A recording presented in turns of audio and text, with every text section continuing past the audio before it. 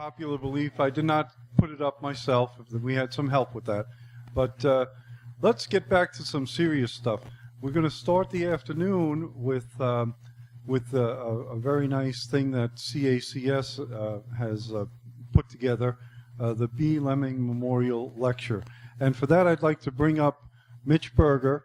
So if you can give me your attention, please, let's bring Mitch up, and he's got a few words to say.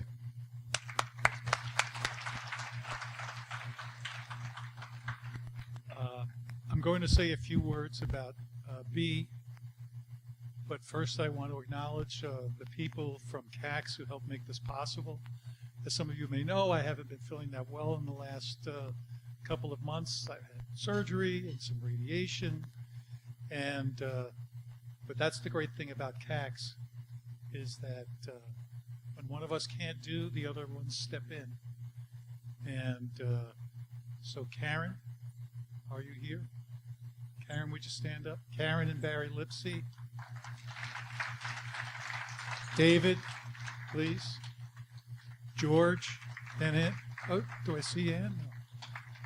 No. Nan and Bob.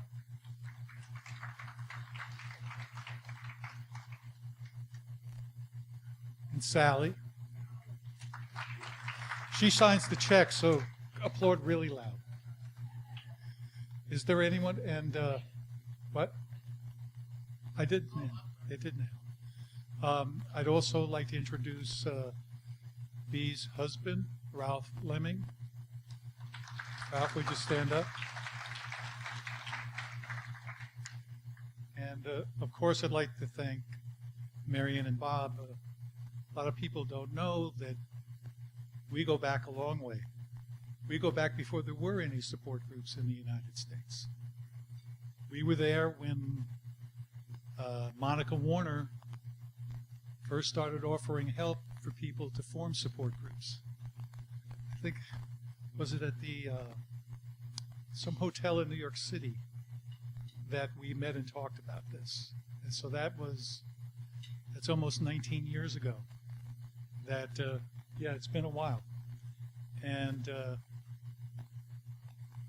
talking about support groups, the reason why we named this lecture after B. Lehming is that B is the founder of CACS. That's the Capital Area Carcinoid Survivors, soon to be known as CAPNETS.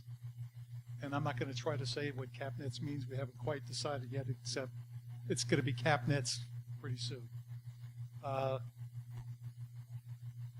CACNETS? Okay, see, it changed.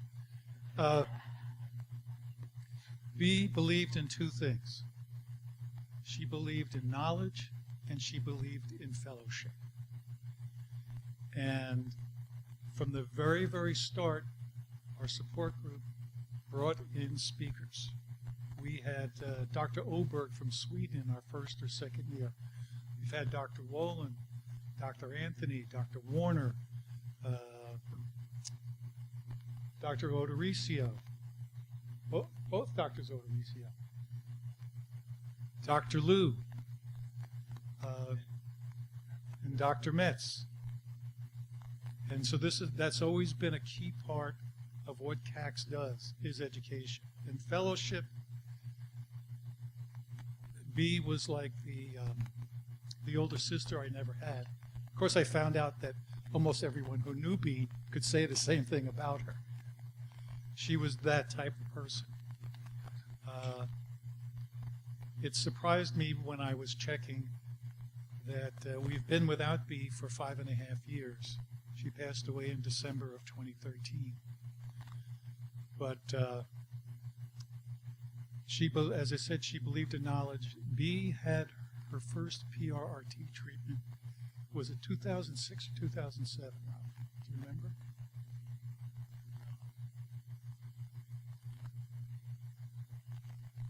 Yeah. So, and that's when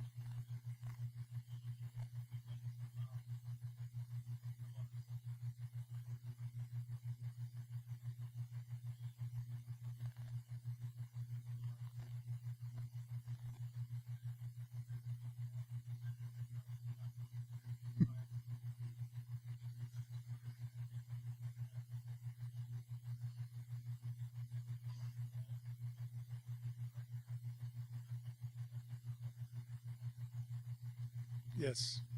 And she was not the first member of CACS to have PRRT. I think it was Ted Crump who first went. And